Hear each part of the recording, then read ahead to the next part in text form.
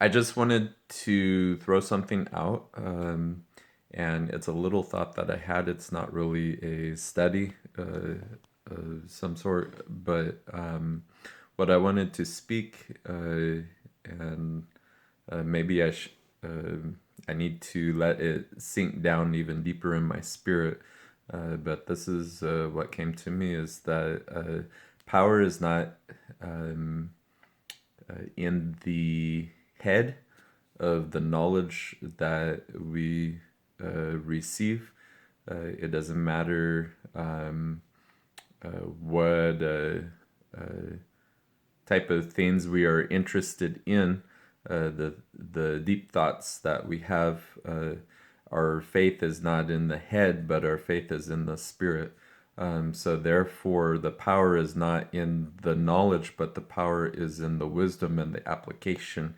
How we interject the knowledge that we have in order to intervene according to a situation that has a need.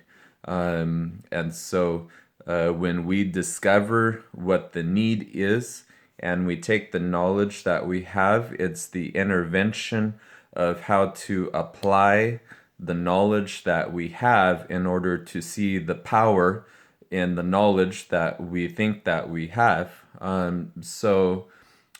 Take God, for example. God is a spirit, and he exists only in spiritual means. He does not exist in our finite heads, but he exists in his infinite realm of the eternal. And so, therefore, the laws that he put in place in the spirit, that those who walk in spirit may utilize the knowledge and have the access to that knowledge, may bring forth an intervention between the spiritual and the natural, so that when you pray, when you speak, and when you act, you may see the power of God, because you go according to the principle and according to the law of what God Himself put in place in the spiritual and in the natural, so that when you receive knowledge, it is the application that releases the power of that law which God implemented in the spirit. So, what that means is that with anything that we receive, we release that provision through the application according to how God works within that law that He Himself set in place for us to use. So we take the knowledge and we apply the wisdom based off of not just the head, but also the spirit, so that when putting action into place according to the knowledge that we have, we may see God move according to the law in which He put in place. So if that law is faith, and God is he responds according to our obedience, according to what is in line with that knowledge, then when we apply, when we implement, when we intervene within a particular situation, then at that point we are trusting God according to how we know God, because God is not someone that is too hard to discover if we actually implement the knowledge that He's given to us.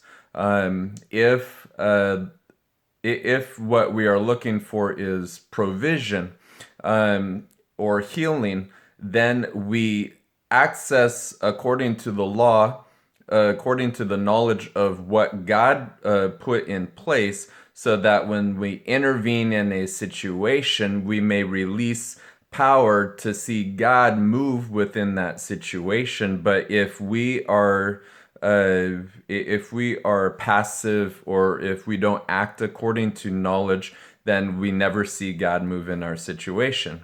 God is not a God of just intellect alone, which entertains the pride of the knowledge within our head, but He wants to teach us how to connect the brain and the spirit according to the knowledge of His Spirit.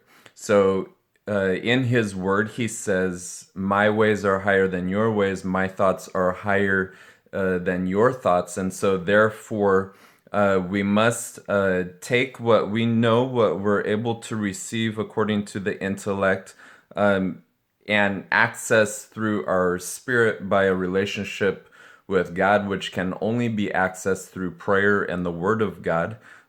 So therefore, when we take what we know and we apply it and we consult the Lord through prayer, then that knowledge that we receive, it's now manifested first in our spirit, but then to be released from the spiritual into the natural. So whatever God does within His realm, which is the eternal, then we access that knowledge and we move it into our situation based off of not manipulation for what we want, but obedience to His will, submission to His ways, His thoughts, His words, His action. Whatever we see Him do, that's what we follow. Whatever we hear Him say, that's what we speak, we declare, we proclaim, we teach, we implement in our own lives, so that we would not be believers that are walking around weak and defeated and not having purpose or not knowing the vision for our lives, but we may see God at work first inside of us, then through us and around us and in our circumstances, in our situation. We may not see our circumstances necessarily change, but the real miracle is that we have true access to God. He hears our prayers, and whatever we ask for in His name, according to His will, according to His thoughts, according to His purpose, His ways of doing things, then we know that we don't lack anything because we have this access to what is eternal, what is belongs to God, what comes from God, what comes through God and to us and back to God. And so there's really nothing to fear. There's nothing to be anxious about. There's nothing in life to be depressed about. There's nothing in life to really even cause ourselves to be distracted.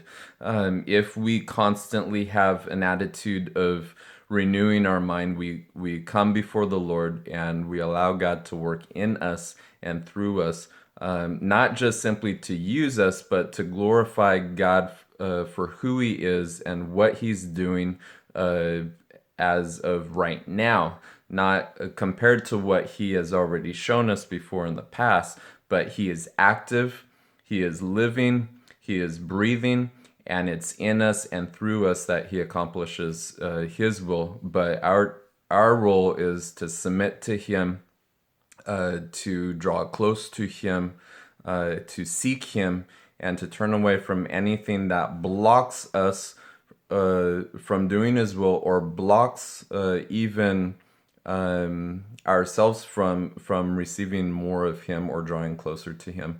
So may God bless you. This is the word for the day that I have for you, and I hope you liked it. All right. God bless you. Praying for you.